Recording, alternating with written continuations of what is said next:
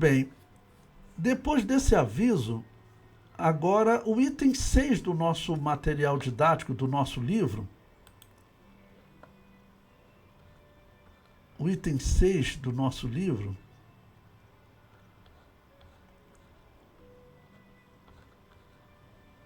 os guardas são subornados, na página 111. Os guardas são subornados.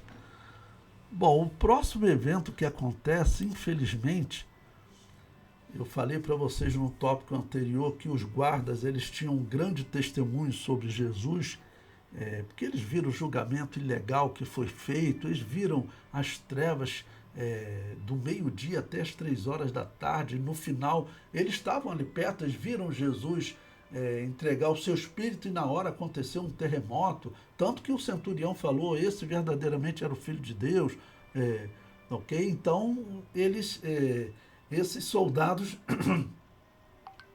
eles estavam testemunhando muitas coisas. Aí testemunharam um anjo,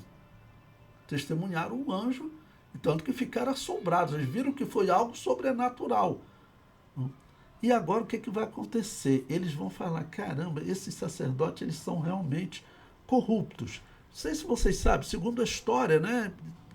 A história não está na Bíblia, mas diz que até que um desses soldados teria se convertido. Eu não me lembro o nome dele agora, mas um desses soldados teria até se tornado missionário na Capadócia, mas depois descobriram, capturaram ele, teriam trazido e o próprio Pilatos teria matado ele. Mas faz parte da história, né? Mas eu digo, não é impossível que isso tenha impactado a vida desses homens, tanto pela palavra do centurião, né? Então veja, o versículo 11, ainda lendo, Mateus 28, agora o versículo 11. E quando iam, eis que alguns da guarda, chegando à cidade, anunciaram aos príncipes dos sacerdotes todas as coisas que haviam acontecido. Ou seja, as mulheres receberam e quando elas iam, né? Então, já partindo para Galileia, alguns da guarda, então, eles estavam trazendo notícia. Versículo 12. E congregados eles com os anciãos e tomando conselho entre si, deram muito dinheiro aos soldados, ordenando, dizei, vieram de noite os seus discípulos e dormindo nós o furtaram. Ou seja, esses homens que quem estava na liderança eram os sacerdotes chamados saduceus. Era um grupo que nem acreditava na integridade da Bíblia. Então, para eles, só os livros de Moisés eram inspirados. Da Bíblia é o Antigo Testamento. Né? Para eles, Isaías não era um livro inspirado por Deus. Era uma seita, uma coisa absurda. E veja como esses homens... como eu tenho dito para vocês, envolvidos com a política de Herodes, porque era Herodes que escolhia quem seria sumo sacerdote. Né? Ser sacerdote era ser descendente de Arão, ok? Mas quem seria o sumo sacerdote? Era a pessoa que fazia a política de Herodes, era a política da corrupção. E os saduceus aceitavam essa corrupção. Não? Então, eles ainda cometem essa mentira, né? Uma coisa realmente horrível, ou seja, eles não tinham nenhum temor a Deus. Pois bem, Mateus 28, agora o versículo 14. E se isso chegar a ser ouvido pelo governador, nós o persuadiremos e vos poremos em segurança. E eles, recebendo o dinheiro, fizeram como estavam instruídos. E foi divulgado esse dito entre os judeus até os dias de hoje. Quer dizer, os próprios soldados, eu acredito que eles mesmos devem ter começado a contar, caramba, como esses sacerdotes aqui dessa religião, desse povo, como eles são corruptos. Falou em dinheiro para eles, né? eles enlouquecem. E eu vou dizer para vocês, esse negócio da cobiça pelo dinheiro parece que é próprio dos falsos religiosos, sabiam? Os falsos religiosos eles são apegados ao dinheiro de uma maneira terrível. Os falsos religiosos são apegados ao dinheiro de uma maneira terrível. São apegados ao poder e ao dinheiro, né? Pois bem,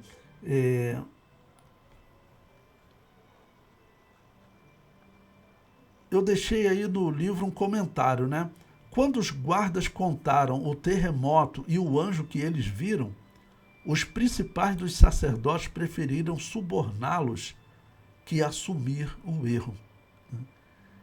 Então, era um exemplo muito mau, né? Era um exemplo muito horrível. Okay? Mas, como eu disse, não eram verdadeiros israelitas. Não eram, usando termos judeus como seguidores de uma religião, judaísmo, porque o termo judeu ele tem pelo menos esses dois significados. Você pode estar se dirigindo à tribo de Judá, falando da história da tribo de Judá, ou a partir de um determinado momento da história, começou a utilizar o termo judeu para o seguidor do judaísmo, que aí depende da tribo, né? Nesse caso, Saulo de Tarso era um judeu, porque ele era um seguidor do judaísmo, mesmo sendo da tribo de Benjamim, tá ok? Então, a questão é que esses sacerdotes, eles infelizmente, por serem saduceus, eles eram falsos religiosos e deixaram esse péssimo exemplo. E o povo de Israel até hoje sofre por causa desses maus intérpretes, né? Sofrem por causa desses maus intérpretes. Porque o povão, pelo que nós vemos nas Escrituras, o povo de Israel, eles estavam, a interpretação do povo é que eles viram Jesus como Messias. E até Flávio Joséfo, que é um judeu, inclusive um sacerdote, né? Era um sacerdote, era também da família sacerdotal, ele também fala de Jesus como Messias. Então, aquilo era significativo para os israelitas. Flávio Joséfo, eu sempre digo, ele viu se cumprir a profecia de Jesus. Nós estudamos o sermão profético que Jesus Cristo falou que Jerusalém seria cercada, seria destruída. Isso aconteceu no ano 70. Flávio Joséfo estava lá. Esse homem que escreveu esse livro, História dos Hebreus, que a CPAD vende, Flávio Joséfo estava lá. Ele foi testemunha, primeiro porque ele fez parte dos revoltosos, foi capturado e depois acabou participando das negociações para ver se os revoltosos se rendiam. E acabou se tornando uma pessoa de confiança do imperador, pelo menos para relatar a história daquele povo que, no entender do imperador, tinha sido destruído, né?